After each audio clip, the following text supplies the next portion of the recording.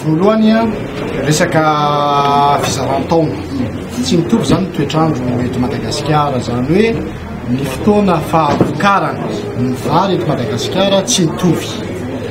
Raha any amin'ny faritra Atsinanana dia volana Jiona Jolay ny fahavokaran'ny vary voalohany dia ny faharoa dia ny volana Desambra sy Janvier. Zay zavatra zay miavaka kely eto anivon-tany dia andrefana koa angamba fa miavaka zay zavatra zay. Amin'ny fotoana fahavokaran'ny vary no isin'ny atao hoe santabary. Amin'ny fotoana fahavokaran'ny vary misy volana olona. Amin'ny fotoana fahavokaran'ny vary no isin'ny fanaterana vodiakoho sy ny fanateran-jaka ny santabary zany.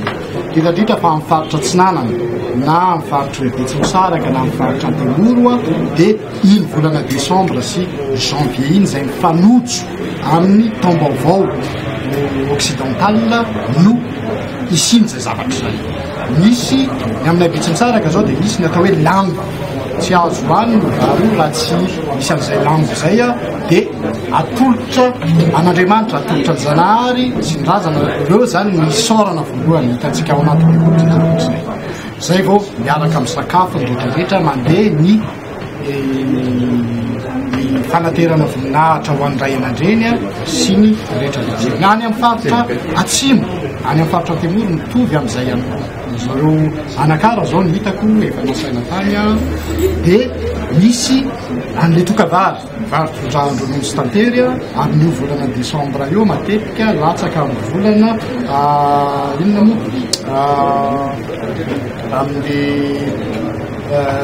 Sagittaire ny alakosy mitondra ny vintana sy miola ny anaovany an'izay mandeha ny santavary ny tokavary ny fandronan-drika aloha ny herinandro voalohany zay vao rehefa avy eo herinandro manaraka mandeha ny tokavary. Fa eto tsika araka nyresahana teo samy manana samihafana, samy manana ny anitra ho azy fa ezahantsika hitady an'ilay unanimité. Zay ny zava-dehibe, tena zava-dehibe zay zavatra zay ary hitaritako ny malagasy tsy vaky volo ny foko 20 satria raha ohatra tsika ka hoe hiady hevitra hoe daty ohatrany ahoana no anaovana an'izany omezan'ny vazaha tsika mianakavy fa aleo tsika hitady daty anankiray anaovana an'izay. Moa ave fixentsika daty izy ohatra hoe 21 mars lasa astrologia solaire no mipetraka amin'izay fotoana zay. Ijeriny hoe miova isaky ny taona ve ny tsinam-bolana, tsy maintsy miova isaky ny taona ny tsinam-bolana amin'ny volana alahady dia zao izy 9 sy 10. Zava-dehibe zay zavatra zay. Zay ny mahatonga hoe eto aloha ny manao no hotrolony. Miantso ny eto anivon'ny Merina, miantso ny Ambohitra Biby hatramin'izay dia tonga izay avy amin'ny faritany manotrona. Ny fanotronana midika hoe fihavanana izay zavatra izay ary tsy manotrona be fahatany fa misy fandinihana ao anatin'izay, misy raisonnement ao anatin'izay. Zay dia nahatonga ny teny hoe dinihana ny question astronomique, dinihana ny question astrologique.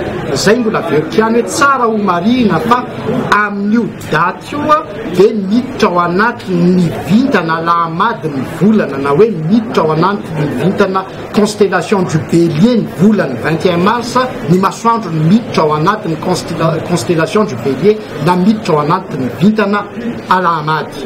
Ny vazaha moa ray volana ny masoandro no ao anatin'ny vintana anankiray fa ny volana kosa dia miova isan'andro sambikimbiky ao anatin'ireo vintana 12 reo.